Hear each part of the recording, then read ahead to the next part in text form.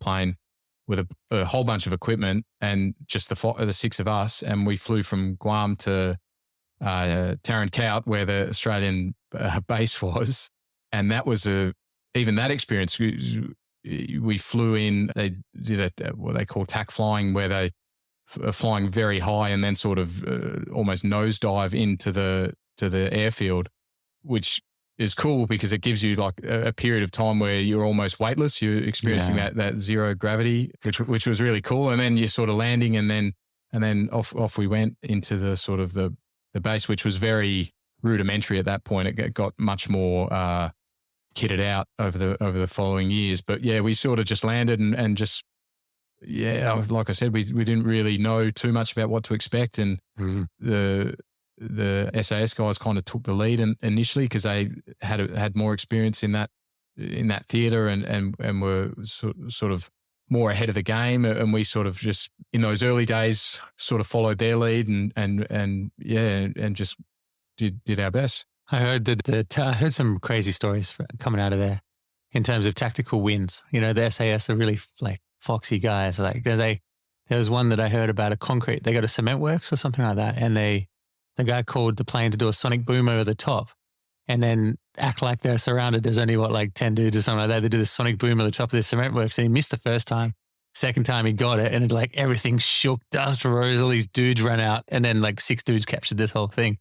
Yeah. I don't know if it's true or not, but like I was just like, God damn, that's smart as hell. Like, yeah, it very well could be true. Yeah, lots of, over the course of the years that we were involved there, tactics evolved, and certainly little tricks like that certainly got used, by all groups. It was a really interesting time to be a part of the Commandos because it was quite a new unit. Australia has a long history of Commando units, but there hadn't, we had Commando units in World War II, but we didn't have a long sort of lineage of special forces outside of SASR.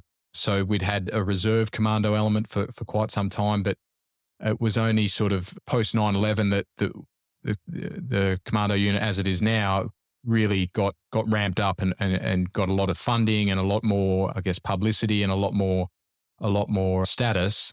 But we had some catching up to do. We were new. We weren't as experienced as the guys from SASR. So it was a steep learning curve, and we were actually really fortunate as a unit, I guess, that Afghanistan happened when it did, because we were able to just learn so fast and grow as a unit so fast and develop all our skills as individuals and collectively really, really fast. So we were able to, really catch up in a lot of areas very quickly. And that was really exciting. Like we were very fortunate to be serving during that period where it was a very high operational tempo, and we were doing it for real, because militaries that go through long periods of inactivity in terms of operations, that they can take a hit, like morale can suffer and guys get pretty jaded.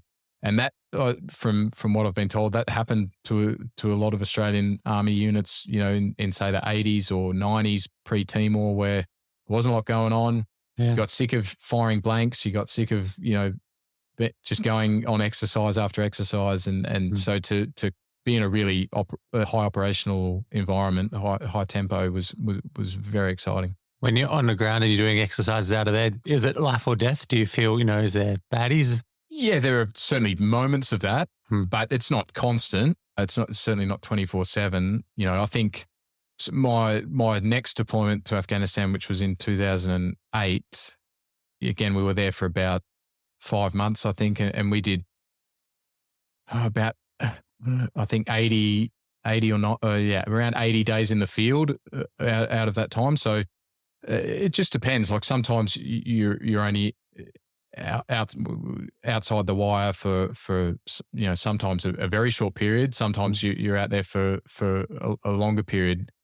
Certainly, I guess if Afghanistan's a very vast place, so you can certainly find areas where you can very much relax, because it's very unlikely that anything's going to happen. But often we would use those periods to sort of rest, recuperate, get ourselves sorted and situated, and then we would go and complete a task, whatever that may be, and then come back to those areas. But yeah, certainly when you're on target and you're carrying out the job, the mission, then yeah, there are definitely moments there when the adrenaline's flowing, and it's an interesting thing though, because you're so well trained and you're so excited to be doing it that, in my experience, the real sort of acknowledgement of how dangerous something was, it didn't really come until afterwards. You sort of reflect and you go, oh yeah, wow, that was pretty hairy or whatever. But during it, you tend to be really sort of focused on what's going on. I always sort of had a feeling as a soldier, because I wondered about it as well, because I did air cadets growing up, wanted to be in the Air Force. But I don't know, I just don't think it was for me. I think I was too tall and I wasn't great at getting yelled at. I wasn't that kind of guy. I think if I got yelled at a lot, I was sort of like, yeah, fuck this guy. Whereas like my motivation is teamwork. When I think so, we didn't get to see that much of it at that level. But the camaraderie and that kind of thing, I can definitely see the buy-in for that. But then there's a sense of you're doing it for each other and you're sticking up for the guy next to you and all of that kind of stuff. But then you're seeing, a politician you don't particularly like making decisions, belligerent decision, is there a sense that you're fighting someone else's war of it? Or is it like, this is, it doesn't matter what happens at that level, but this is just what I got to do? It was probably a little bit of that, although it wasn't a big factor. Certainly there were times when you kind of thought, what are we actually achieving here? Yeah. For sure. That thought sort of floated across your mind at times, but most of the time you were just so involved in it, almost like it was I don't want to cheapen it, but you're so focused on just winning that encounter, or when I say winning, like completing the mission, or you're just so focused on that the relevance of it to world history or Australia, it doesn't really come into it unless you sort of sit down and really think about it. But certainly it's a part of it for sure, because you are sort of reflecting on what's going on back home, and politics didn't really have a huge impact on me during my time in the military. I mean, I think Australia was fairly settled politically at that time. John Howard was sort of running the show, and post 9/11, everyone was sort of quite patriotic and standing with the Americans, and everyone sort of felt good about that. So it wasn't very controversial, our involvement there at that point in time. So we sort of felt good about that. But there were times when we wondered about, I guess, the futility of it, whether we were actually going to make any real significant change in Afghanistan, but we didn't collectively spend much time thinking about it. Yeah. So how long did you do over it? You lived in Dubai for quite a long time. So what was the kind of summary of your military career? So I left the military in 2011, and then I became a firefighter in Perth.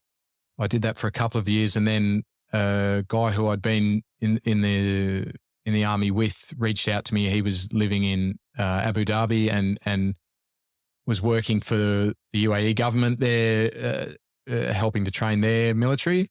And he said he offered me a slot over there. So as a family, we sort of weighed it all up and just looked at the opportunity to go on a bit of a family adventure and do all of that. And so I walked away from being a firefighter and we went over there. So that was 2015. We moved over.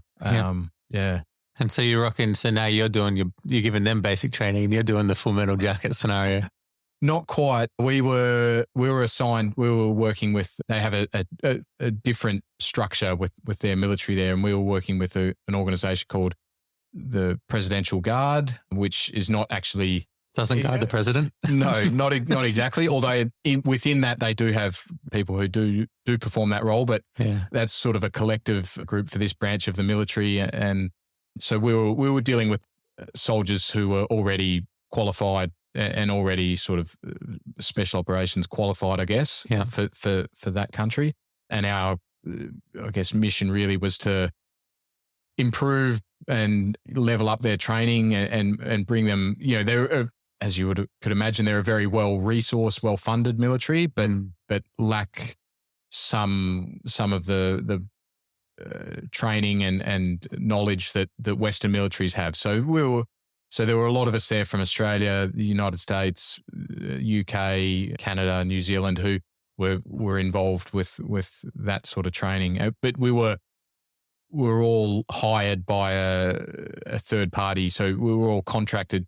So none of us were any longer working for our respective militaries. We were there as contractors. So I've been hearing about that when we do documentaries in Africa and stuff. You run into these dudes and they are like private mercenaries almost. Or there's numbers you can call where they can, if you've paid $1,000 a year or something like that, you're a high importance person or whatever, which I'm not.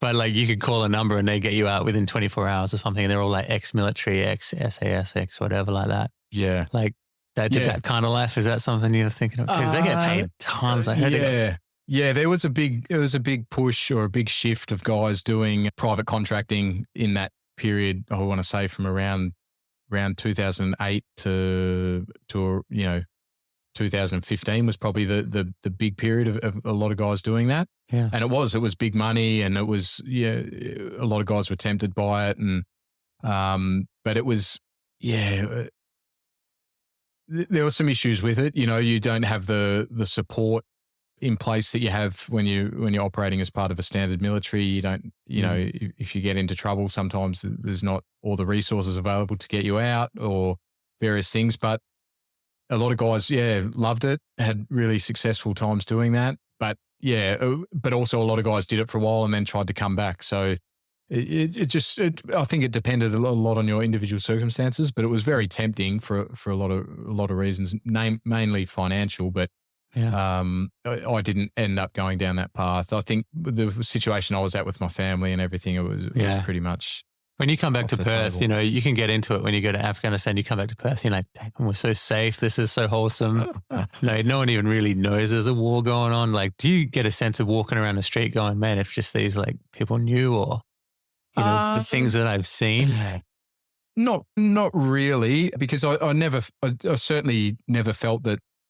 War is not a good thing for anyone to experience, even a well-trained soldier. There's certainly, it's got to be a last resort, and if less people are experiencing the horrors of it, that's better, for everyone. But and it would, I wouldn't necessarily, or I certainly wouldn't feel that myself or any one of us are any better than anyone else who hasn't experienced it. It's just that was our job. That was what we were there to do, and we did it. And people who didn't have to do that, that's great.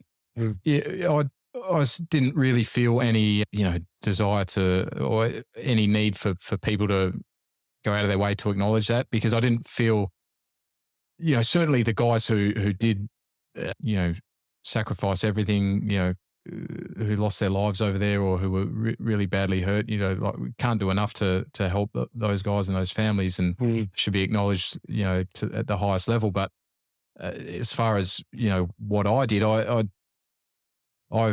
was, surrounded by great guys and just sort of did my bit, or tried to do my bit. And I think we've done a fairly good job, I reckon, up until recently in this country of acknowledging veterans and really trying to look after them. And it's just sort of, I think it's fallen away a little bit in the last couple of years for various reasons. But I think most people generally are still pretty, even if they disagree politically with some of the things that are going on, the soldiers don't cop the heat for that.